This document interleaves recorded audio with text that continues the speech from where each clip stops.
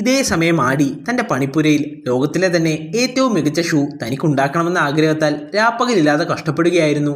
അങ്ങോട്ടേക്ക് മർദ്ദനമേറ്റ റൂഡി കടന്നു വരികയും ആടിയോട് സംസാരിക്കാനും ആരംഭിച്ചു. ദിവസേന ഇങ്ങനെ ഷൂ തുന്നിയാൽ നമുക്ക് ജീവിക്കാനാകില്ല. യുദ്ധമായതിനാൽ തന്നെ നാടെങ്ങും പട്ടിണിയിലാണ്. അതിനാൽ തന്നെ നല്ല ജോലി കണ്ടുപിടിക്കണമെന്ന് റൂഡി പറഞ്ഞു. എന്നാൽ എനിക്ക് ഇതല്ലാതെ മറ്റൊരു ജോലി ചെയ്യാൻ കഴിയില്ല എന്നും ഒരു നാൾ ഞാൻ ലോകത്തിലെ തന്നെ ഏറ്റവും മികച്ച ഷൂ ഉണ്ടാക്കും. എനിക്കറിയാം, എന്നെക്കൊണ്ട് അതിന് സാധിക്കുമെന്ന്. എൻ്റെ ഷൂ ധരിച്ച് ലോകത്തിലെ മികച്ച കായിക താരങ്ങൾ കളിക്കുന്നത് ഞാൻ ഉറപ്പായും കാണും. അത് ഞാൻ യാഥാർത്ഥ്യമാക്കിയിരിക്കുമെന്ന് ആടി മറുപടിയായി പറഞ്ഞു. ആടിയുടെ പാഷനും ആത്മവിശ്വാസവും കണ്ട റൂഡിക്ക് ലോകത്തിലെ തന്നെ മികച്ച ഷൂ ഉണ്ടാക്കാൻ ആടിക്ക് കഴിയുമെന്ന് മനസ്സിലായി.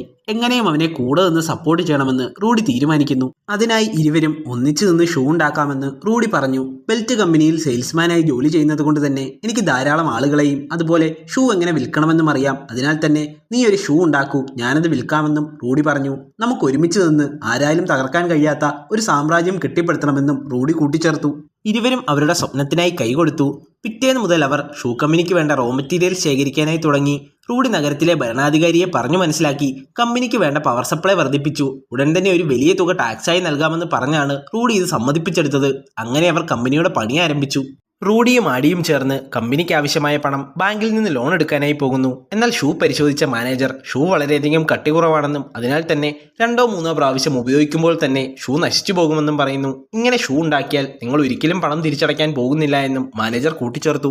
എന്നാൽ ഞങ്ങൾ പുതിയ മെറ്റീരിയൽസും നല്ല ക്വാളിറ്റിയിലുമാണ് ഇങ്ങനത്തെ കട്ടിയില്ലാത്തതും ഡ്യൂറബിളുമായ ഫുട്ബോൾ ഷൂകൾ നിർമ്മിക്കുന്നതെന്ന് റൂഡി പറഞ്ഞു.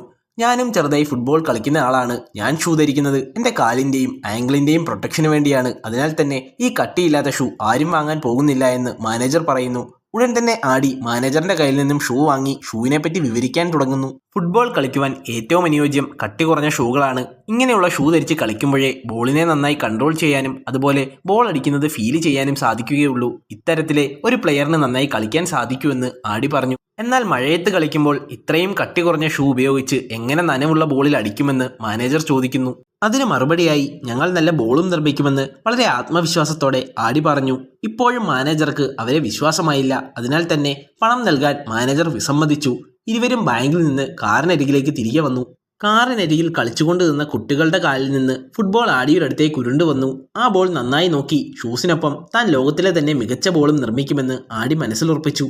ആടിയെ തനിച്ചാക്കി റൂഡി റെയിൽവേ സ്റ്റേഷനിൽ വെച്ച് കണ്ടുമുട്ടിയ ഫ്രീഡൽ എന്ന പെൺകുട്ടിയുമായി അവിടെ നിന്ന് പോയി. കാറിൽ വെച്ച് റൂഡി അവൻ്റെ ഇഷ്ടം ഫ്രീഡലിനോട് പറഞ്ഞു. അവൾക്കും അവനെ ഇഷ്ടമായിരുന്നു. തുടർന്ന് ഇരുവരും ഷൂ ഫാക്ടറിയിലേക്ക് പോയി. റൂഡി ഫ്രീഡലിനെ ഫാക്ടറി മുഴുവൻ ചുറ്റിക്കാട്ടി. ഒപ്പം ആടിക്ക് ഫ്രീഡലിനെ പരിചയപ്പെടുത്തിയും കൊടുത്തു.